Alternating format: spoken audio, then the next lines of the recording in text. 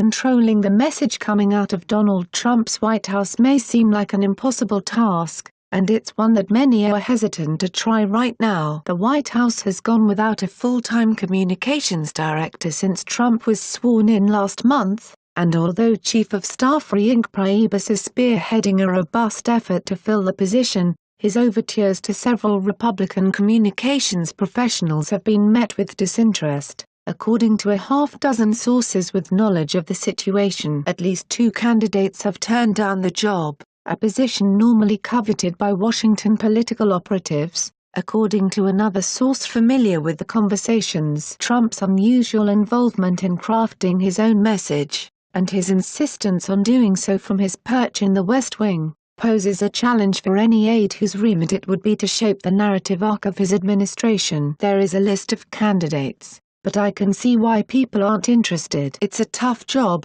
said a senior administration official. Those difficulties are compounded by Trump's management style. The president is known to pit his senior aides against each other, creating rivalries and divisions among his staff that have already impacted the rollout of a major policy initiative. Steve Bannon and Stephen Miller, the president's chief strategist and senior advisor, managed to keep the president's executive order on immigration so closely held that it not only erroneously banned green card holders from entering the country, but also left members of the cabinet responsible for defending the policy, scrambling to respond. The communications director job in the White House has always functioned as the strategic planning job, understanding the necessity of building and maintaining public approval for the president's policies, and when you look at the complete and total chaos emanating from the White House on a number of issues, it's clear they have no strategic planning function, said Steve Schmidt,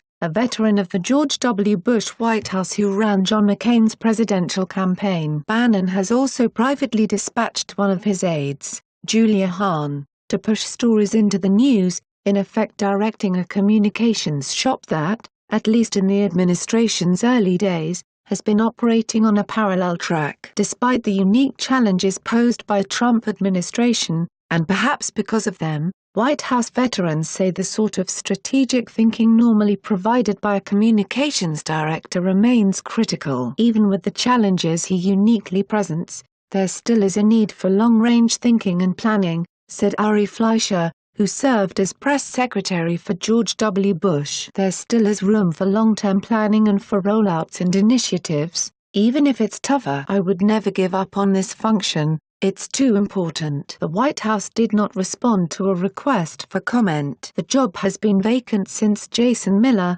the Trump campaign's communications director who was initially tapped to fill the post, pulled out prior to the inauguration following allegations of an affair with another transition official. Communications out of the White House during the first 2 weeks of the Trump presidency have been rocky, and Spicer, who has been moonlighting as communications director while serving simultaneously as the press secretary, has been continuously under siege. His experience has made clear that taking on what could arguably be considered the premier communications job in the world comes with considerable risks. It's no fun to be skewered on national television, something both Spicer and Kellyanne Conway, a counselor to the president and a frequent spokeswoman for the administration, have now experienced after energetically defending Trump. The comedienne Melissa McCarthy cuttingly lampooned Spicer last weekend on Saturday Night Live, portraying him as a belligerent spokesman with little regard for the facts. Conway has added some communications responsibilities to her portfolio,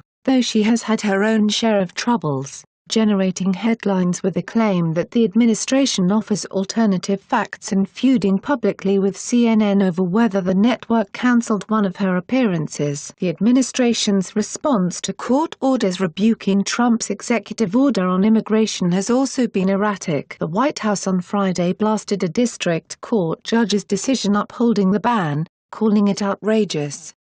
The language was quickly dialed back in a revised release sent out roughly 10 minutes later, but the following morning, Trump was on Twitter mocking the so-called judge and decrying his ridiculous ruling. Fleischer says the president has a knack for driving a message, he just needs help pulling it off. Trump is somebody who understands fanfare, echo chambers, and amplification. I would hope that after the immigration announcement, He's learned the advantage of bringing additional people in the loop," said Fleischer. Report by Josh Dorsey. It's news exposed signing off.